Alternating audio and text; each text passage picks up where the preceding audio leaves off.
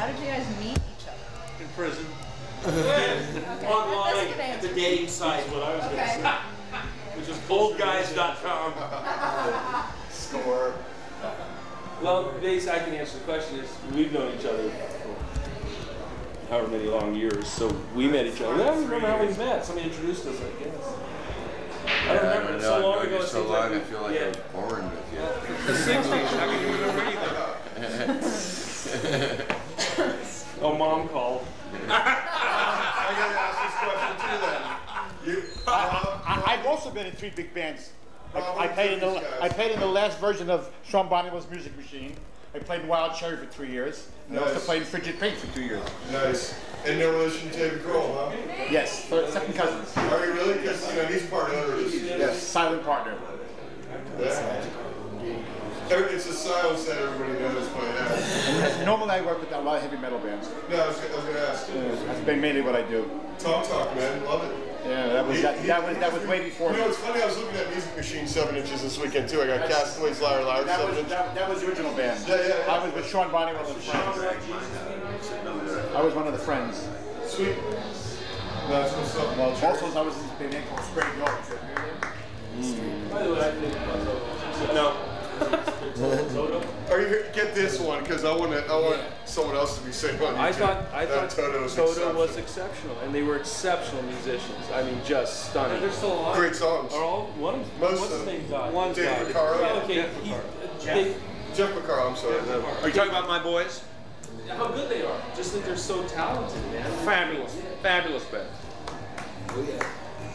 Cool. Well, I think it's a wrap. We'll edit something. Cool. Put something cool. You guys will Do obviously you have any get. questions for James, by the way? Because if you haven't, No, I'm kidding, man. You got it. I'll tell you something that I happen to think of tonight. We were going to play in San Diego, and 2 days before the gig, the venue called us and said, we're willing to pay you half the money if you don't come, because we've sold 3 tickets. And I called Mark and said, what the hell should we do, because we can get half the money by not even going there. And so between he and I said, I know what I think, what do you think? And he said, how many tickets do they sell? I said 3. He said, let's go play for them. So when we came there, actually, there were like, I don't know, 150 people or something. It turned out to be a great gig. But the venue said, I couldn't believe it that you would come play for 3 people. I said, well, how do you explain to those 3 people that wanted to come, that we wouldn't come play for them because we weren't getting enough? Or Yeah, you give them your best gig. and so that's the people always ask that, why are you doing that? Are you trying to be young again? Are you trying to, what are you trying to do with this, And that's the idea of it, is that if somebody's out there listening and really wants to hear it, we're willing to come and play for them. No, that's what I like about the feedback. Is every song I've heard off, it's like, here's a band, they're just doing it. I don't know why they're doing it.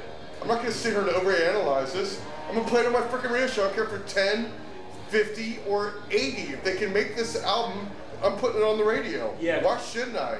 The bottom line is that one of the differences is pre-MTV and all that stuff. You never knew what an artist looked like or how old they were, and your ears don't have ages. Totally. So if you just hear it and like it, it's good. No, totally. And it's when you attach some value judgment to it that you may not like something that's actually good that you might like if That's you get over society's problem, though. You know what I mean? That's Jameson. But you know what, though? That's where We're not going to society's start getting out of limousines without panties on anytime soon. So just everybody can relax. There'll be no mangina. Feel free to edit his comment.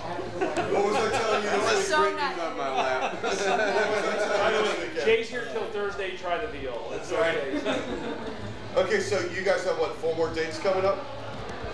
You know something? We left on Friday and lost contact with time, space continuum on Saturday. But someone brought a laptop with you. Come on. A laptop? Oh yeah, mine's in the back room. You gotta be addicted. That stuff's addicting. I'm on it all the time. I mean, I check email daily. We have an uplink station on the van that we could actually turn NORAD around if we had to, but we're not going to do it anytime soon. It's Pennsylvania, BB King's in the city, Fairmont, New York, Massachusetts, Rochester, and then home. Right on. But you're forgetting the biggest gig, which is in August, which is which is in Las Vegas.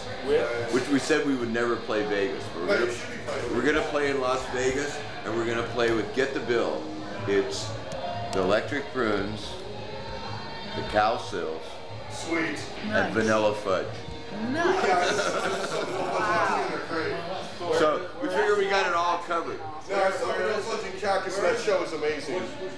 As long as they can get walkers in there. It's on the website. ElectricPrunes.net. It's actually in a casino. ElectricPrunes.net, by the way. And MySpace.com/PruneTwang. Slash what? Prune Twang. TWANG. We hang a lot, or would like to play with the Strawberry Alarm Clock. I've been watching their videos on YouTube, and it's funny because you see like 50 people in the audience, but they deliver the goods. There's also seemingly 50 people in the band. Yeah, we did a great that show in Hollywood at the Knitting Factory with them. People are coming on It was top very of that stuff. successful. But not only that, when you play with bands, you should set it up so that bands don't clash with each other. Meaning, to me, I've gone to hear some metal concerts, right? And everybody's playing the same crap at the same level, and so halfway you don't even know what band's on after the second band or what song they're doing. So if we play with somebody like the Strawberry Alarm Clock and somebody else, it's different music. It's the same era and it's the same feeling, but it doesn't beat you up so you lose contact. So we played with them. We're trying to do something with the Damned, actually. That'd be sweet. Yeah, because like I said, Talk about that. What do you know, Sensible or Dave Vanian or all of them. Yeah. Actually, Captain Sensible, we played with him a few years ago, and he came up to me and he said, I got kicked out of high school because I locked myself in the cafeteria office and put the Great Banana Hooks on through the whole lunchtime and played it over and over and over and over again. He said, so I actually got expelled from school for 3 Are you in years. touch with those guys pretty regularly, or was it like Yeah, he's a all the fun guy, time. isn't he? Very, very good, cool guy. Now, And he's the Vanny kind of guy that school. just shows up and like, if disco music on, he just starts like doing that kind of thing, and that's We were actually trying to work on He's up there, you know. I mean, he is. collaboration possibly with those guys. What happened was Steve has a studio up in his house, and we were talking about the three of us working with them to do a CD, because now the Euro's so weird that it was actually cheaper for them to fly from Europe here and stay almost than to record Bring there. a whole band to America cheaper than they can record in But England. So. Dave didn't want to be away from his daughter. He's all married, and his wife just had a baby and stuff. His wife's cool, she plays bass with him. Yeah, he's playing Sisters of Mercy. Patricia, she's an American. She's very cool. Yeah, I bet. Did you know her out in California? No, we only knew her when we were having Okay. So we play with, the bands, it's almost like, we don't play with them, but Peter Lewis from Moby Grape was very close. He appears on some of our stuff. Right on. Because Moby Grape has its own unique problems going for them.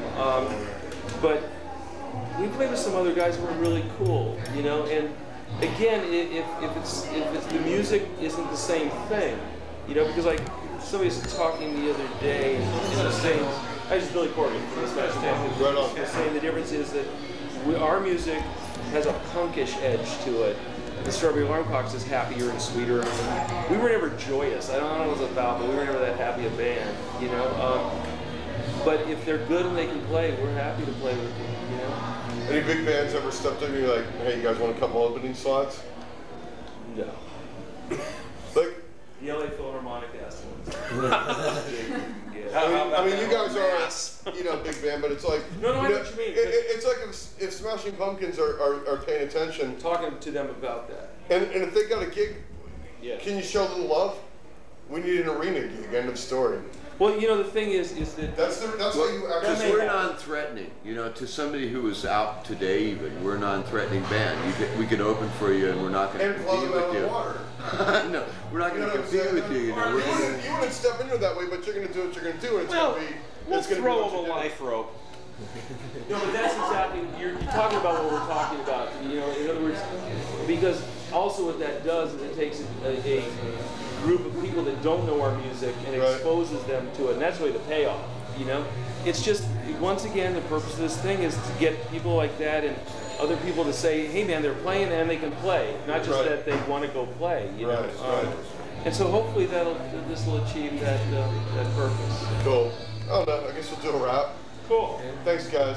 You're most welcome. Thank you. Thank you. Thank you very much.